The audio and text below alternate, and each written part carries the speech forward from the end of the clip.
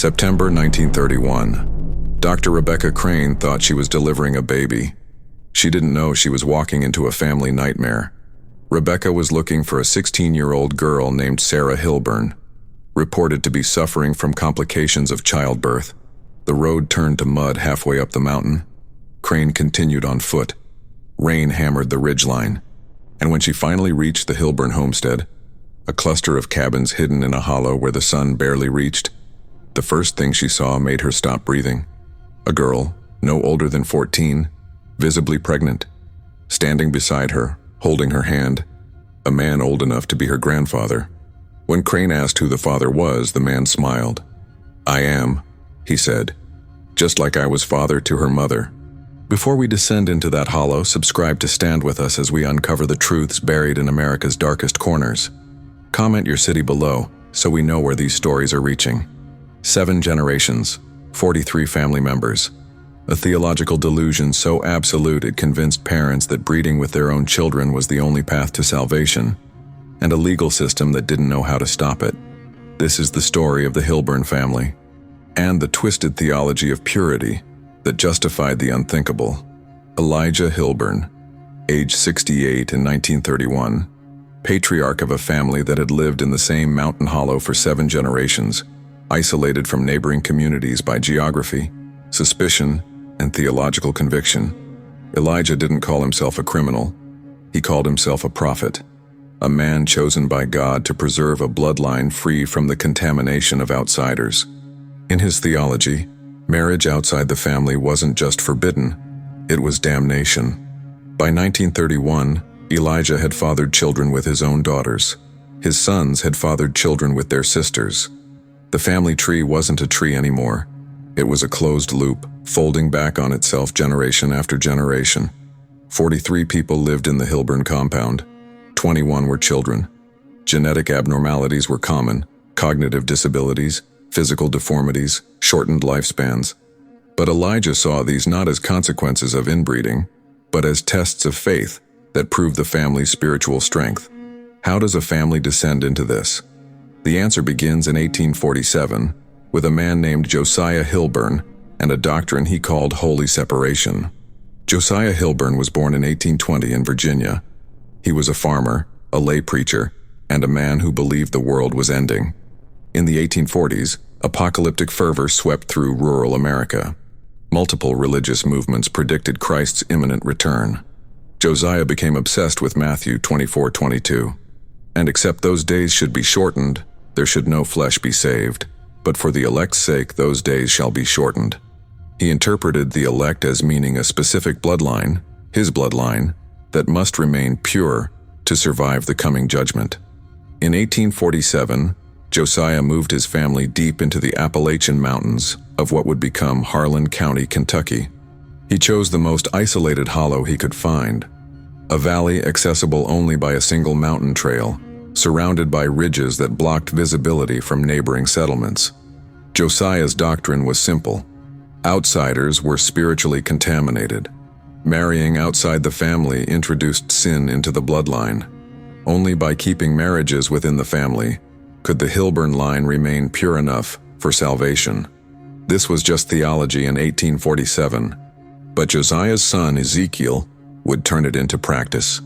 Ezekiel Hilburn, Elijah's father, was born in 1838. He was raised on his father's teachings and never questioned them. By the time he reached adulthood in the 1850s, the family had grown to 12 members: Josiah, his wife, and their 10 children. Josiah died in 1862 during the Civil War, not from battle but from pneumonia. On his deathbed, he gave Ezekiel a command: "Do not let strangers into our blood. Keep the line pure. This is God's will." Ezekiel obeyed. When his oldest sister reached marriageable age in 1863, Ezekiel arranged her marriage to their brother. When neighbors questioned the practice, Ezekiel responded with scripture and threats. The family became more isolated, more insular. By 1870, the Hilburn family had grown to 22 members. 15 were the result of sibling marriages. Genetic problems began appearing: a child born deaf, another with a cleft palate, a third who died at age 2 from unexplained seizures. Ezekiel saw these not as warnings, but as trials. God tests the faithful, he preached to his family. Our suffering proves our worthiness. Outsiders would dilute our strength, we must remain separate. The family's theology evolved into a rigid system. Children were raised knowing they would marry their siblings or cousins. Leaving the family meant damnation. Questioning the practice meant punishment. Ezekiel enforced obedience through isolation, religious indoctrination, and physical discipline. Ezekiel died in 1896. His son, Elijah, inherited the doctrine, and Elijah took it further than anyone before him. Elijah Hilburn was born in 1863, the product of a marriage between Ezekiel and his own first cousin. Elijah grew up witnessing the family's genetic struggles, but was taught to interpret them as spiritual strength. When Elijah took control of the family in 1896, he made a theological breakthrough that would define the next generation. He declared that he, as patriarch, had the divine right to father children with any woman in the family, regardless of relation. This wasn't polygamy. It was systematic incest justified by theology. Elijah's first wife, his sister Mary, bore him 6 children before dying in childbirth in 1902. His second wife was his own daughter from that marriage, a girl named Ruth, whom he married when she turned 15 in 1908. The family accepted this. They had been conditioned for 3 generations to believe that outsider blood was poison. Elijah's authority was absolute, and in the isolated mountain hollow where they lived, there was no one to stop him. By 1931, Elijah had fathered children with 3 of his daughters, 2 of his granddaughters, and 1 of his nieces.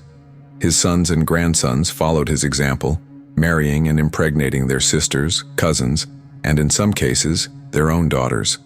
The family had become a closed genetic system, and the consequences were catastrophic. Harlan County in 1931 was a place where isolation was the norm. The Great Depression had hit Appalachia early and hard. Coal mines were closing. Families were starving.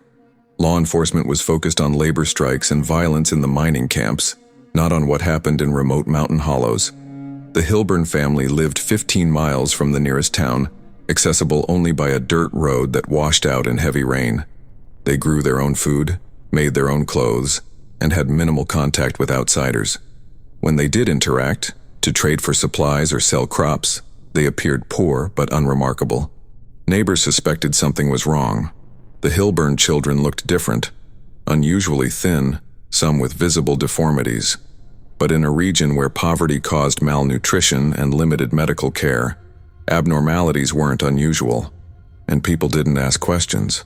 The family's isolation was cultural as well as geographic. In Appalachia, families were fiercely independent. Interfering in another family's business was seen as overreach. And without specific complaints or visible crimes, authorities had no reason to investigate. For 35 years, the Hilburn family operated in plain sight, hidden by mountains, protected by isolation, and enabled by a legal system that didn't know they existed, until Dr. Rebecca Crane climbed that mountain road. Clara Owens was a traveling midwife who served families across Harlan County.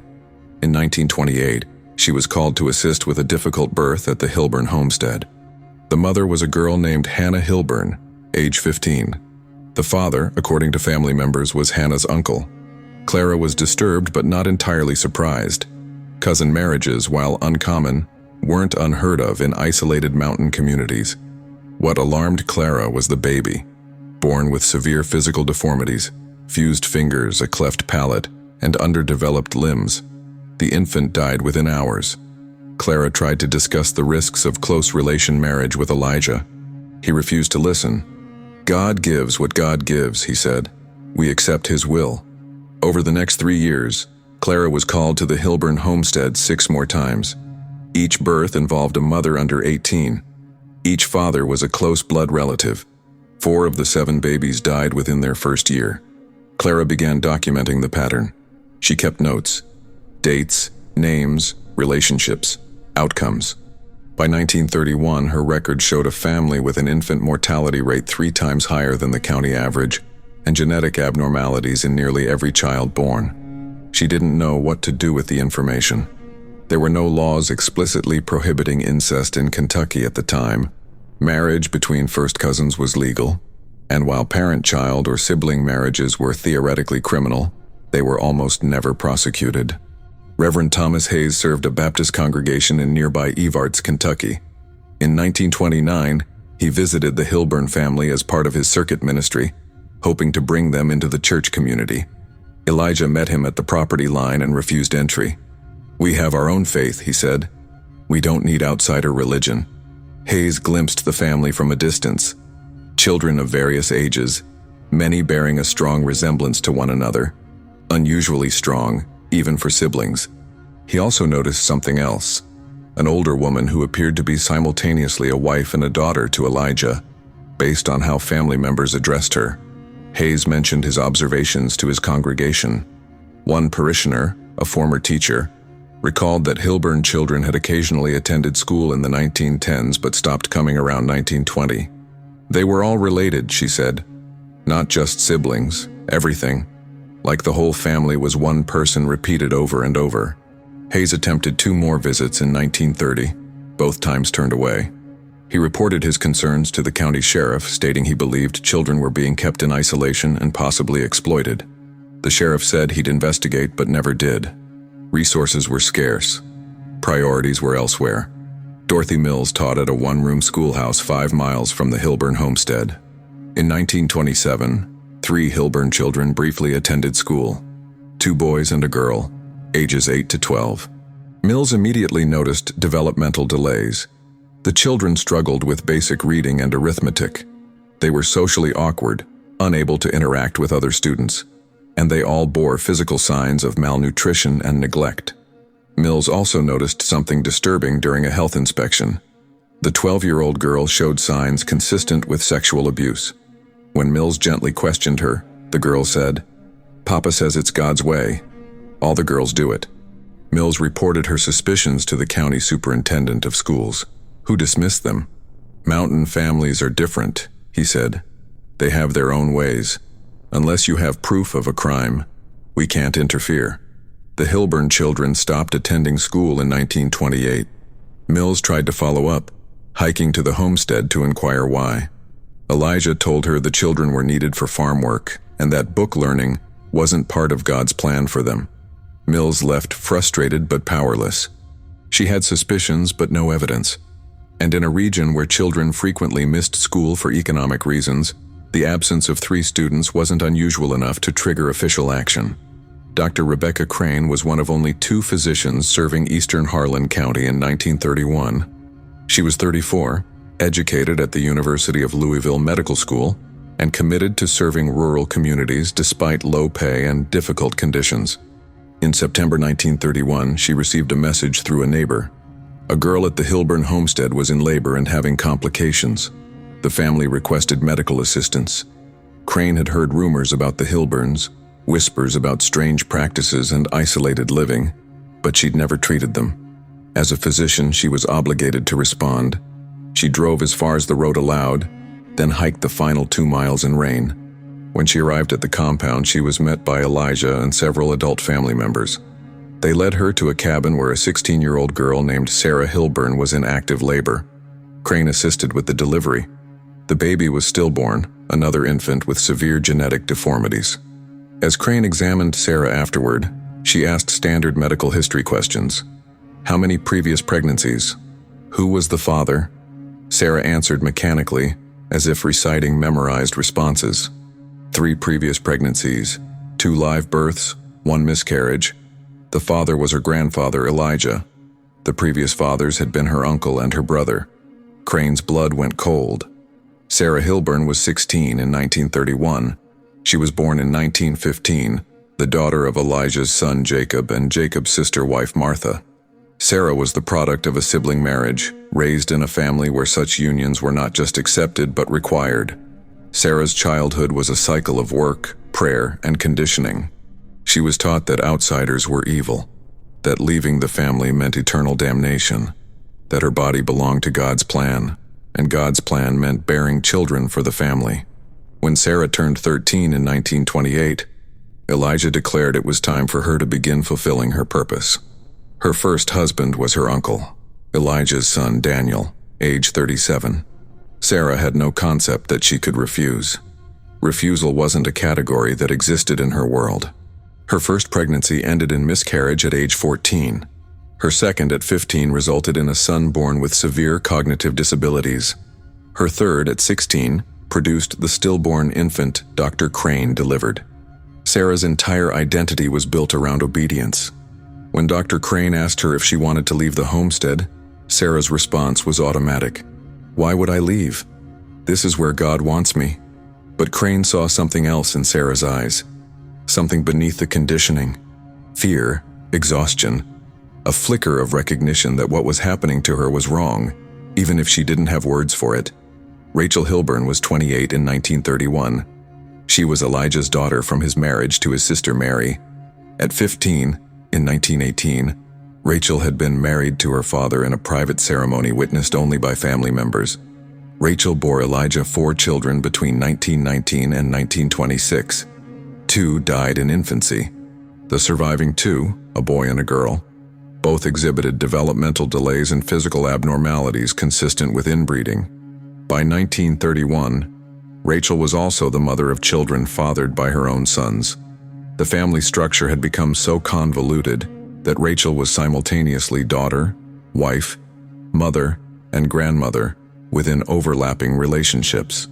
Rachel wasn't a perpetrator in the traditional sense. She was a victim conditioned since birth to accept the family's theology. But she was also complicit. She enforced the system on her own daughters, preparing them for the same fate she had endured. When investigators later interviewed Rachel, she expressed no sense of wrongdoing. "This is how we've always lived," she said. "This is what keeps us pure. I love my children. This is love." The cognitive dissonance was absolute. Rachel couldn't conceptualize an alternative reality. Her entire framework for understanding family, love, and morality had been constructed within a closed system that normalized abuse. Of the 21 children living at the Hilburn homestead in 1931, 14 exhibited physical or cognitive disabilities directly attributable to inbreeding.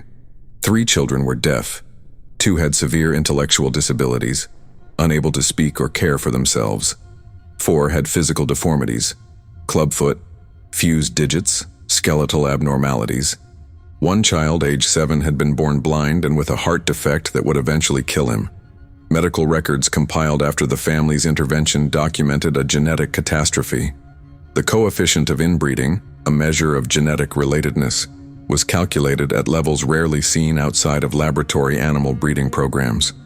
These children had no concept of their own suffering. They knew no other life. They accepted their physical limitations as normal because within their isolated world, it was normal. The youngest child at the homestead was 3 years old in 1931. Her mother was 13 when she gave birth. The father was the girl's own grandfather.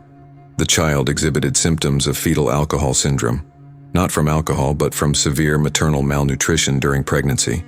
The Hilburn family didn't select victims in the traditional sense. Every child born into the family was a predetermined victim. Selection occurred at birth. Indoctrination began in infancy. Children were raised on a version of theology so distorted it bore almost no resemblance to mainstream Christianity. They were taught that their family was chosen by God, that outsiders carried spiritual contamination, that marriage within the family was the only path to salvation. Girls were taught from age 5 that their purpose was to bear children for the family. Boys were taught that maintaining the bloodline was their sacred duty. Both were taught that questioning these roles was sinful. Physical isolation reinforced psychological isolation.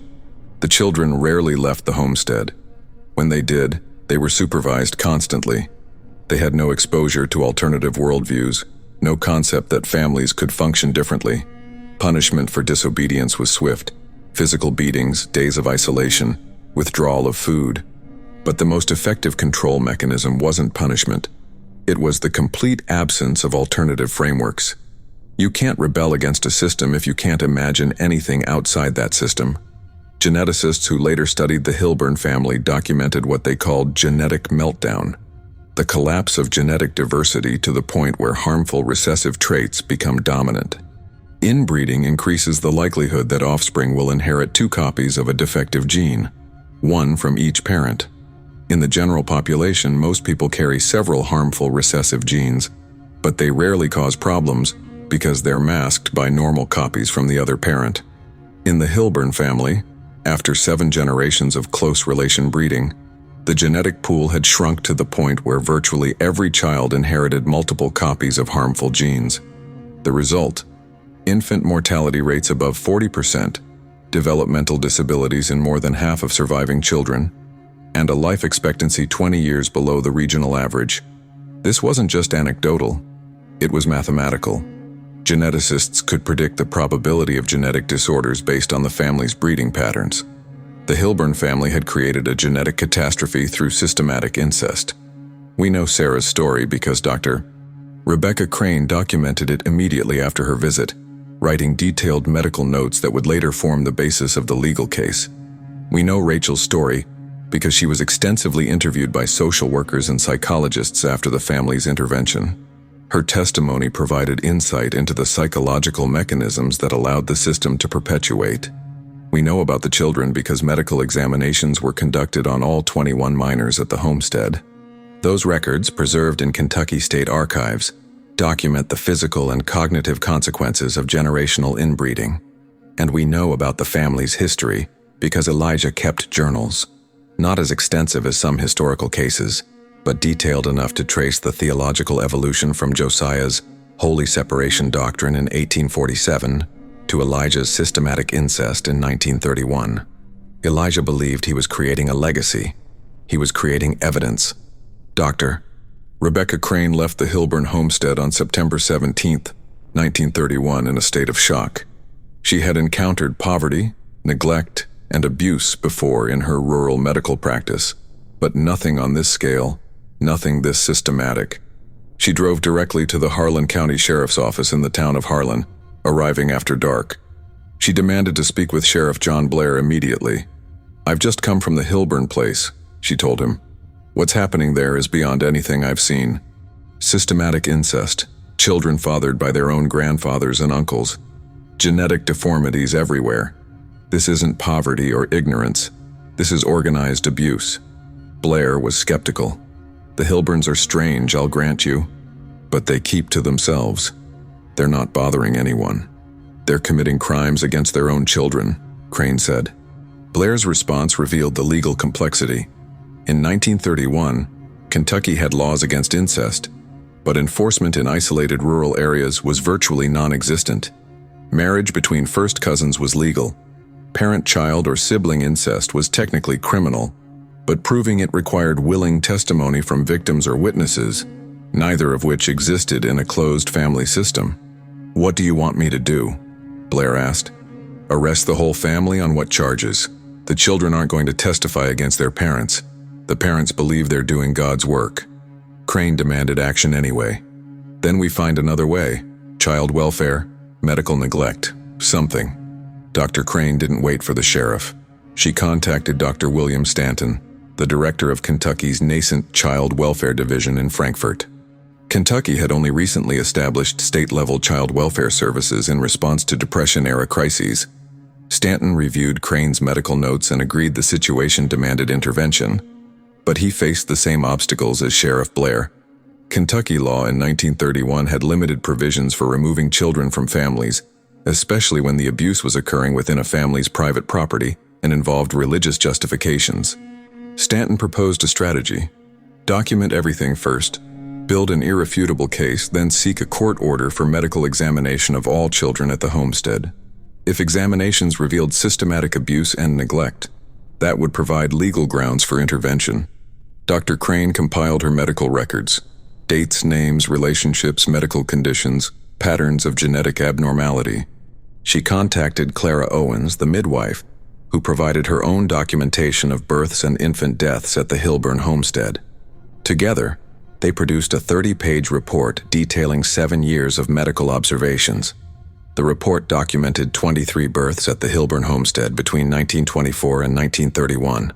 9 of those infants died before age 1, a 39% infant mortality rate, compared to the county average of 12%. Dr. Stanton took the report to the Kentucky Attorney General's office in October 1931. The AG assigned an assistant prosecutor, Margaret Foster, to investigate. Margaret Foster quickly realized she was navigating uncharted legal territory. Kentucky had statutes against incest, but they were rarely prosecuted and had never been applied to a multi-generational family system. The primary statute, enacted in 1876, criminalized marriage or cohabitation between persons related within specified degrees. But it defined those degrees narrowly: parent-child, sibling, and aunt-uncle-niece, nephew relationships. First cousin marriages were explicitly legal. The Hilburn family's relationships were so convoluted, they didn't fit neatly into statutory definitions.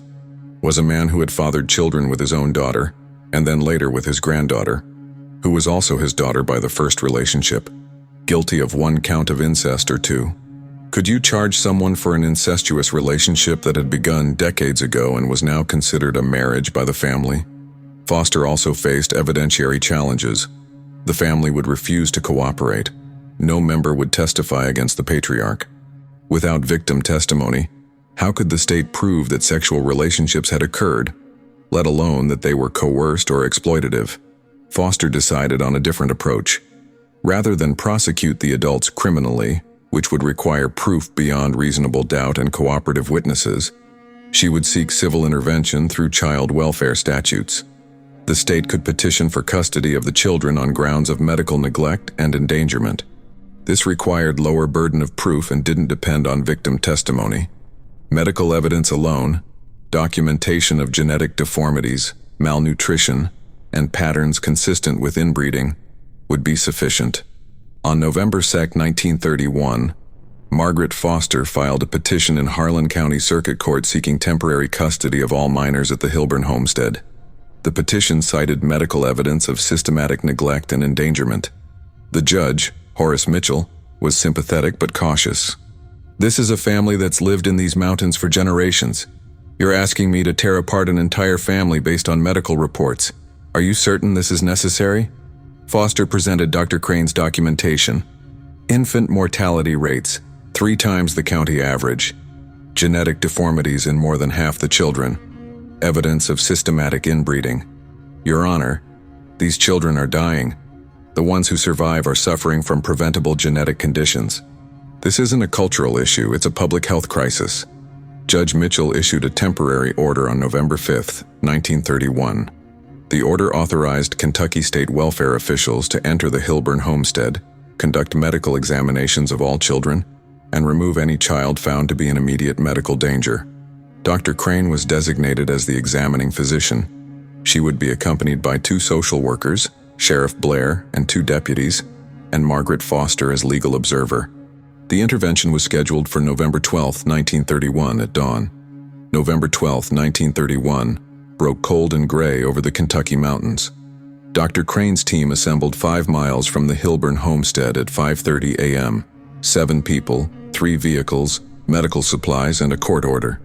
They drove as far as the road allowed, then proceeded on foot up the muddy trail. Sheriff Blair carried the court order. Dr. Crane carried her medical bag. The 2 social workers carried notebooks and cameras. Documentation would be critical. They reached the homestead at 7:15 a.m. Elijah Hilburn stood in the doorway of the main cabin, flanked by 4 adult sons. He watched them approach without speaking. Sheriff Blair stepped forward. "Mr. Hilburn, I have a court order authorizing medical examination of the children living on this property. We need access to all minors, immediately." Elijah's response was calm, almost rehearsed. "You have no authority here. This is private property. We are a family practicing our faith. The Constitution protects us." "The Constitution doesn't protect child endangerment," Margaret Foster said. "The children will be examined. You can cooperate, or we can return with more deputies and force entry. Your choice." For 30 seconds, no one moved. Then one of Elijah's sons stepped forward, hand moving toward his belt. Sheriff Blair drew his revolver. "Don't," Blair said. Elijah raised a hand, stopping his son. "Let them enter. Let them see God's work. They will understand." The homestead consisted of 4 main structures: a large cabin where Elijah and his wives lived, 2 smaller cabins housing adult children and their families, and a barn converted into sleeping quarters for the youngest children. Dr. Crane began examinations in the barn, where 15 children ages 3 to 16 were housed. The conditions were appalling. Dirt floors, minimal bedding, a single wood stove for heat, no running water. Every child showed signs of severe malnutrition. Heights and weights were 20–30% below normal ranges for their ages. Multiple children had untreated infections, dental decay, and skin conditions consistent with prolonged poor hygiene. But the genetic abnormalities were what shocked even Dr. Crane, who had been prepared by her earlier visit. Of the 15 children in the barn, 11 exhibited physical deformities directly attributable to inbreeding, 3 with fused or webbed fingers, 2 with significant facial asymmetry, 4 with skeletal abnormalities affecting their ability to walk properly, and 2 with severe cognitive delays. One child, a 7-year-old girl named Abigail, was blind from bilateral cataracts, a genetic condition that should be rare in childhood, but is common in populations with high inbreeding coefficients. The social workers documented everything with photographs and detailed notes. Margaret Foster interviewed several children, asking basic questions: their names, their ages, who their parents were. The answers revealed the tangled web of relationships. "My papa is also my grandpa," one child said matter-of-factly. "My mama is my papa's daughter." While Dr. Crane examined the children, Margaret Foster confronted Elijah directly. "Mr. Hilburn, do you understand what you've done to these children? The genetic damage? The suffering?" Elijah's response revealed the depth of his delusion. "I have done what God commanded. We are the chosen line. We keep ourselves pure. The world outside is corrupted. Their blood is mixed with sin. Our blood is clean. These children are blessed. These children are dying," Foster said. "They are being purified. Some are called to suffer for the sake of holiness. That is the price of purity. You've fathered children with your own daughters. They are my wives in God's eyes. The law of man does not govern the law of God." Foster asked if he understood that his actions were criminal. Elijah responded, "I am guilty of nothing but faith. If you punish me for obeying God, then I am a martyr. My children will remember me as righteous." There was no remorse, no recognition of harm. Elijah genuinely believed he was conducting holy work. Based on Dr. Crane's medical assessments, Margaret Foster made the decision to remove all 21 children from the homestead immediately. 11 were in acute medical danger. The remaining 10, while not in immediate crisis, were at risk of continued exploitation. Sheriff Blair and his deputies began the removal process. Several adult family members resisted verbally, but did not physically interfere.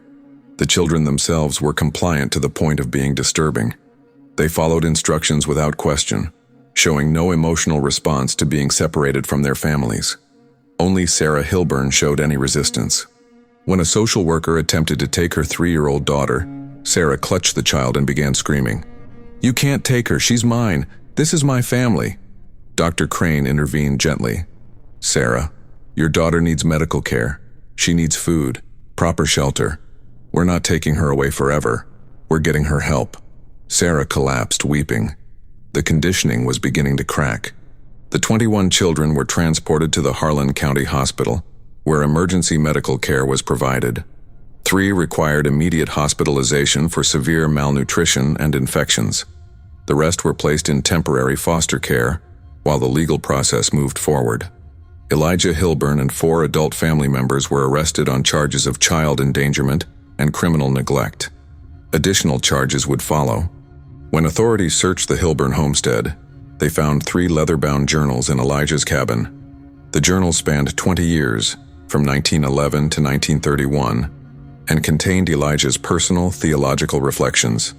One entry, dated 1918, documented Elijah's decision to marry his daughter Rachel. "Today I took Ruth as my wife. She is 15, the age of spiritual maturity. The world would call this sin. God calls it purity. She will bear me children who carry unbroken bloodlines, free from the contamination of strangers. This is my sacred duty." Another entry, from 1925. 3 infants have died this year. The weak do not survive. This is God's winnowing process. Only the strong carry forward the pure blood. I mourn their passing, but I accept God's will. We must continue the work. The journals were submitted as evidence. They provided direct documentation of Elijah's beliefs and his awareness of the genetic consequences of his actions. Dr. Crane's comprehensive medical report, filed with the court on November 20, 1931, remains one of the most detailed documentations of genetic consequences of systematic inbreeding in American history. The report documented infant mortality rate of 39%, compared to county average of 12%. Genetic abnormalities in 66% of surviving children. Average height and weight 25% below normal ranges. Cognitive delays in 43% of children examined. Multiple cases of preventable conditions left untreated, including infections, dental decay, and vision problems. The report also included photographic evidence, images of the children, their living conditions, and their physical deformities. These photographs, while disturbing, provided undeniable visual proof of the systematic harm. Geneticists from the University of Louisville were brought in to construct a detailed family tree of the Hilburn lineage. The resulting document was presented at trial and later published in medical journals as a case study in genetic collapse. The tree revealed that by 1931, the family's genetic diversity had collapsed to roughly 1/4 of what would be expected in a healthy population. The coefficient of inbreeding, a measure of genetic relatedness, averaged 0.375, meaning that on average, children were as genetically similar to their parents as they would be to a full sibling in a non-inbred population. This level of inbreeding explained the catastrophic health outcomes. Every child born into the family after 1920 had been the product of a union between close blood relatives, often parent-child or sibling relationships. The family tree became a central piece of evidence in the trial, providing scientific proof of the harm caused by the family's practices. Elijah Hilburn's trial began January 1932 in Harlan County Circuit Court, one of Kentucky's first cases prosecuting systematic incest as criminal enterprise. Elijah faced 17 counts of incest, 12 counts of child endangerment, 8 counts of criminal neglect. The prosecution called 32 witnesses. Sarah Hilburn testified, describing being told at age 12 she would become a wife to her uncle, her pregnancies, her stillborn child. "Did you ever want to leave?" the prosecutor asked. "I didn't know leaving was possible. I thought this was what families were." Dr. Crane presented medical findings. Geneticists explained inbreeding coefficients and why the family's practices created genetic catastrophe. Elijah's defense was theological. His attorney argued he genuinely believed he was following divine commandments, that religious freedom protected his actions. The prosecution countered, "Sincerity is not a defense to child abuse. Religious belief does not grant permission to harm children." The jury deliberated 2 days. On January 29, 1932, they returned guilty verdicts on all counts. Elijah received 30 years in Kentucky State Penitentiary. Other adults received 10 to 20 years. When sentenced, Elijah showed no emotion. God sees what you do not. History will vindicate the righteous. Of 21 children removed, all survived immediate intervention. Long-term outcomes were mixed. 5 were reunified with extended family who had left the compound years earlier. 13 were placed in foster care or adopted. Adaptation was difficult. Most struggled with educational delays, social skills, psychological trauma. 3 children, whose genetic conditions were too severe, remained in state institutional care for life. Sarah Hilburn completed high school equivalency, married in 1937, and had 2 healthy children. She rarely spoke publicly about her experiences. Psychological scars were profound. Survivors reported struggles with understanding normal relationships, trust, and religious faith. One survivor interviewed in 1955, "For years, I believed my family was chosen by God. Part of me still wonders if they were right. It's hard to let go of something you were taught from birth." Elijah served 14 years in San Quentin before dying of pneumonia in 1944 at age 81. He never expressed remorse and maintained his theological justifications until death. Prison records note he attempted to recruit other inmates into his theological system. He wrote a manuscript titled The Gospel of Discipline, which was confiscated and never published. In his final letter, written weeks before death, "I did what God required. If that is sin, then I am a sinner. but I do not believe it is.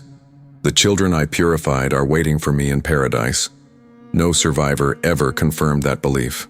The Hilburn homestead was abandoned after the 1931 arrests. Extended family refused to return, viewing it as cursed. The land reverted to the state for unpaid taxes in 1940. No one bid at auction. The cabins slowly deteriorated. In 1955, the University of Kentucky's Department of Anthropology studied the site as part of research on isolated Appalachian communities. Today, almost nothing remains. The cabins have collapsed. The hollow has been absorbed back into forest. Only stone foundations mark where the compound stood. Local residents rarely speak about the Hilburn family. The story has become a cautionary tale, whispered rather than discussed openly. But the children who survived carry the legacy. Some rebuilt lives successfully. Others struggled until the end. All were shaped by an experience that shouldn't have been possible. A family that turned theology into torture and called it love.